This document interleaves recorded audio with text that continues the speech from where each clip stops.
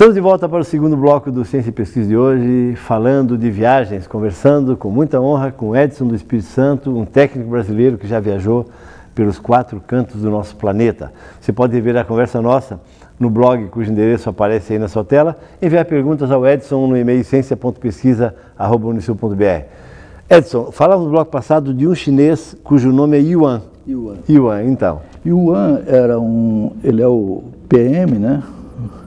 O Project Manager da Alstom, que estava cuidando do projeto da usina de Jirau, onde eu estava inserido. E o convívio com ele foi muito interessante, porque, de alguma forma, ele nos proporcionou esse convívio mais próximo com a cultura chinesa. A questão da comida. Claro.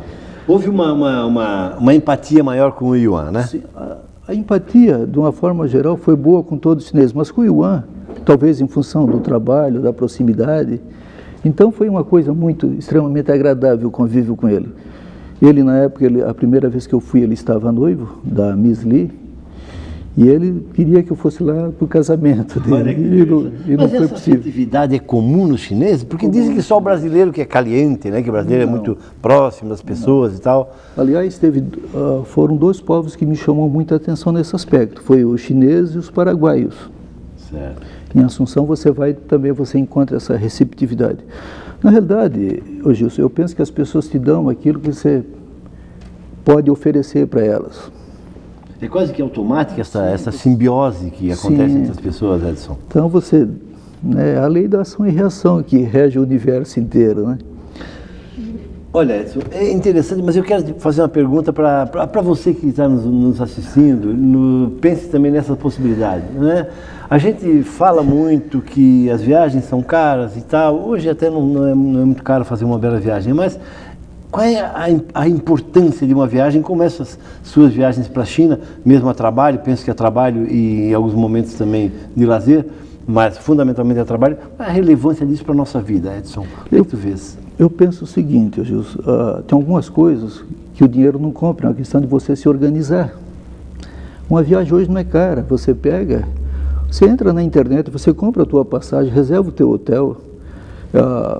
O ano passado, eu estava fazendo 30 anos de casamento, eu fui resolver dar de presente para minha esposa. Um abraço a Diris, então, né? Isso. Um abraço a ela, né? E nós fomos para a França e depois para a Itália. Então, alugamos lá um flat bem do lado do Sena, fizemos todos os passeios possíveis naquele período, né? Nós ficamos lá 5 dias, já tínhamos comprado uma passagem de avião até a Itália, descemos em Milão, estava com um carro alugado, fomos descendo, cada dia passava na cidade, pegava um hotel, passamos por Veneza, passamos por Florença, que eu achei a cidade linda, parece um museu a céu aberto. Nossa, é interessante, Edson, porque aqui a gente põe o carro para andar em Santa Catarina, são distâncias grandes, né? E na Europa você sai na Itália, com pequenas voltas, você passa em alguns países, né? Então, eu penso que na realidade, Gilson, são essas coisas que você tem que usar o dinheiro para isso. Não adianta você ficar empilhando moedinha na tua vida. O caixão não tem gaveta. O caixão não tem gaveta. Eu lembro muito da frase do Dalai Lama, né? Tem gente que vive como se nunca fosse morrer e morre como se nunca tivesse vivido, não?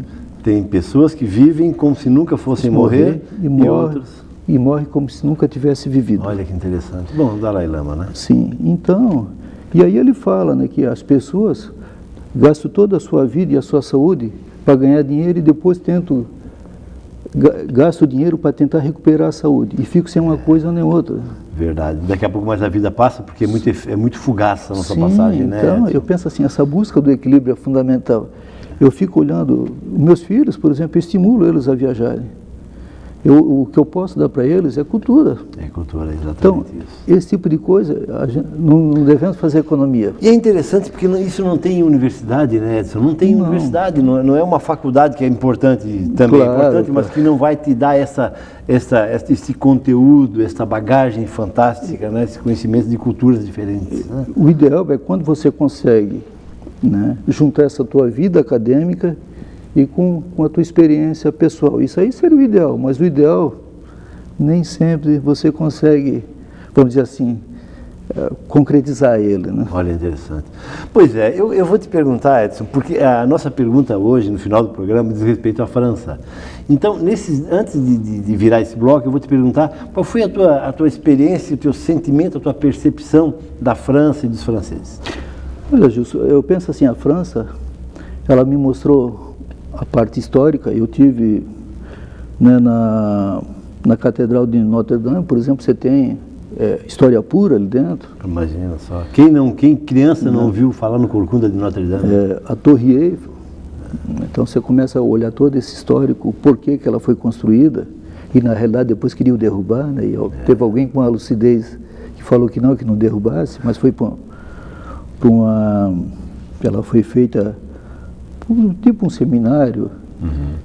Então tem diversos, o passeio no Sena, que eu sugiro quem for lá fazer esse passeio. No Rio Sena, aquela coisa maravilhosa. Maravilhosa. E os franceses, o tato, o contato, não é? Porque tem o francês do norte, do sul e o francês de Paris. Pois né?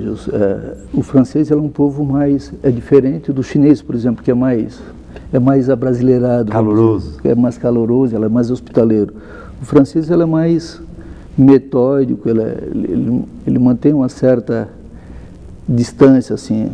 Ele não tem essa característica nossa. Eu vou te perguntar daqui a pouco mais no outro bloco, Edson, se tu me permitires, é claro, já nos dás o grande honra da presença sobre esta afetividade, sobre esse calor na comparação com os brasileiros, e também queria saber de outras experiências tuas que te encantaram. Sim, pode ser? Será um prazer. Estamos conversando com muita honra com o Edson do Espírito Santo, técnico mecânico que conheceu boa parte deste mundão de Deus. Se puder rever essa conversa nossa no blog, cujo endereço aparece aí na sua tela, enviar perguntas ao nosso convidado, ao Edson, no e-mail ciência.pesquisa@unisul.br. 3 minutos e já voltamos.